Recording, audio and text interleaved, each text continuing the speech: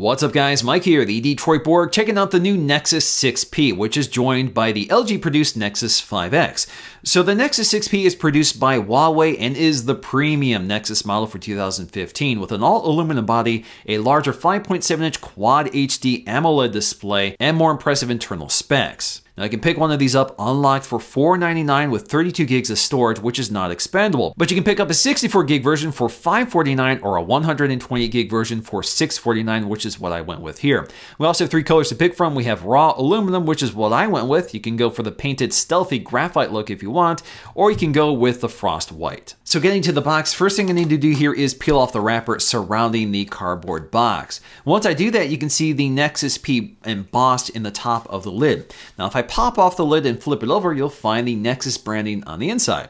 So the first thing we'll see here is this little information card. So if we pick this up and flip it over, we have some brief instructions on how to charge it, what the buttons do, what the ports do, etc. And again, just like the Nexus 5X, there's no written instructions here, it's only visual. So there we go, we have our neatly packaged phone and its accessories right on top. So let's go ahead and grab the phone, and the first thing you notice right away is just how much heavier this phone is compared to the very lightweight 5X. You also feel that nice, solid, cool feeling of the aluminum. Definitely feels like a very premium phone and a pretty big departure for Nexus devices. So we have some paperwork which includes a 90-day promotion for Google Play Music.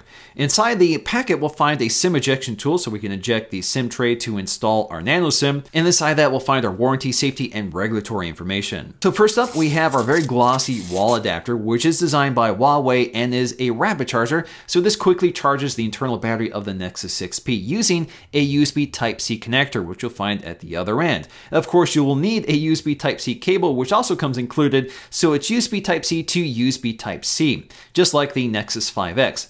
But unlike the Nexus 5X, you do get an adapter included, so you have a USB Type-A to USB Type-C adapter if you need it. So first up, let's go ahead and boot up the Nexus 6P for the first time to get it set up. Now, part of the setup process prompts you to program the Nexus Fingerprint Sensor, which is really quick. And of course, since the fingerprint sensor is along the back, you probably just want to program your index fingers, and you can program as many fingers as you need to, and it's a really quick process. So once that's all set up, we can take a close look around. So once again, we have a very large 5.7-inch Quad HD AMOLED display, 1440 by 2560, good for 518 pixels per inch. That's a really stunning and clear display with those deep inky blacks of an AMOLED display and those bright vivid colors. It's covered in Corning Gorilla Glass 4, which is kind of the newest generation of ultra thin and tough glass coverings. And along the top, you'll find an 8 megapixel front-facing camera, good for 1080p HD video. You also find your earpiece and an LED notification light in addition to all of your sensors. Toward the bottom, you won't find much, but you will find a front-facing speaker, which joins the earpiece up top for full stereo front-facing speakers. So along the right side, you'll find your sleep-wake power button. Just below that, you'll find your volume rocker. Again, really nice looking design here with those metal chamfered edges and the textured surface on the power button. Now, I do find that this power button is a little too easy to trigger accidentally, so it'd be nice if there was a little more stiffness here to that power button, but again, it's really easy to find and feel for. Along the left side, high up on the left side, you'll find your nano SIM tray. Toward the top, you'll find a headphone jack, and you'll also see those antenna insulators at each corner. Toward the bottom, we'll find our USB Type-C connector, which is basically the same width as the edge of the phone. You can also see we have more insulators here for the antennas. So taking a look at the back, again, a very distinctive design here, all metal, and toward the center you'll find the Nexus Fingerprint Sensor, which has this nice chamfered metal edge. It looks really nice. Toward the top, you have what's commonly known as the visor. This is a glass trim piece which provides some radio transparency for the metal body, but also houses a lot of sensors, including the camera module, the dual LED flash, and the laser autofocusing mechanism. And of course, below that, etched into the metal, you'll find a microphone. The main camera here is very similar to the one on the Nexus 5X, 12 megapixels with laser autofocusing and 4K video recording. Now toward the bottom, you'll find this plastic trim which matches the metal, but again, this allows for radio transparency for the antennas to work through the metal chassis. The 6P is also packing a pretty large battery. It's about 3,450 milliamp hours versus the 2,700 milliamp hours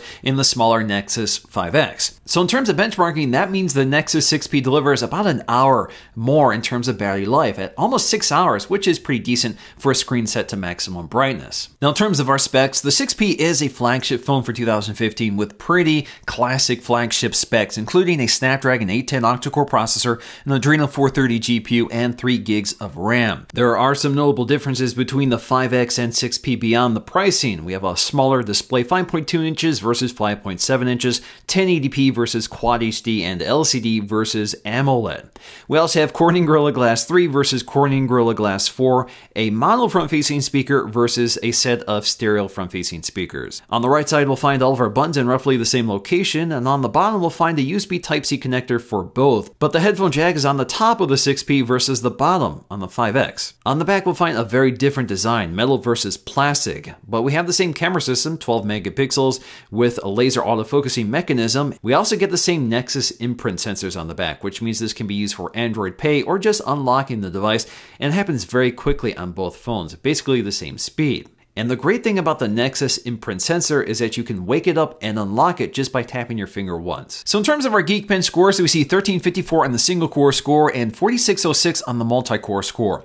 Compared to the Nexus 5X, that's a pretty modest gain on the single core score, but a pretty significant gain over the hexa-core multi-core score of the 5X. Of course, the 5X is also limited to 2 gigs of RAM instead of 3 gigs of RAM. The combination of a high-end processor, stock Android, and 3 gigs of RAM with an Adreno 430 GPU means this is a really smooth, fast operating phone. Gaming performance on this phone is also really impressive here, again with that 430 GPU, so there's no hiccups or stalling or frame dropping. Everything is really smooth and details are crisp and clear on this large QHD display. Android 6.0 on the 6P and 5X delivers the same software experience and features for both. On the lock screen, you'll find a quick shortcut to Google Now in addition to the camera app. You can also quickly launch the camera app by double tapping the lock button. This works anywhere in the system, whether the phone is locked or not. The biggest visual change is the new app drawer, which alphabetizes apps and allows you to grab a slider on the right to quickly jump to the app you want. At the top, you also find a section for recently accessed or frequented apps, which is very helpful. Another big new feature is Google Now on Tap, which you can access by tapping and holding the home button. This allows Google to search your current screen for helpful actions. For example, viewing a conversation with mentions of an event, movie, or restaurant will allow you to add an appointment to your calendar, look up movie times, or search for reviews and directions to the restaurant. This works no matter what you're looking at, from a website in Chrome to any app. There are many other smaller tweaks and new features which I cover extensively in my full Android 6.0 software tour, which I'll leave linked in the description below. The camera app has also been revised with an updated interface. You can still tap to focus and pinch in and out to zoom with a new animation. To switch between the camera and the video camera, you just swipe across the screen to change modes. The camera app also includes photosphere, panorama, and lens blur, which artificially reproduces a shallow depth of field. Under settings, we'll find our resolution settings for both cameras, which includes 4K ultra high definition for the main camera and 1080p for the rear-facing camera. We also have burst settings on the 6P, which is absent on the 5X, which does not get a burst mode for the still camera. We also get some quick toggles for the timer, HDR, and flash. In terms of camera quality, with 12 megapixels to play with, images in daylight conditions come out crisp and clear with a lot of resolution to work with. Color reproduction is accurate, and exposure compensation is usually accurate with a tendency to overexpose to light up the shadows. The camera's AF tends to be a little slow even with laser autofocusing, but it's able to find focus accurately in most conditions. Low light performance seems to be better than the 5X with more detail and less noise and better color reproduction. This is the benefit of having a more powerful image processor on board. The LED flash, however, is a little harsh without a dual tone LED to adjust the white balance. 4K video does look crisp and clear, and the camera is able to find focus quickly and relatively smoothly thanks to the laser AF system.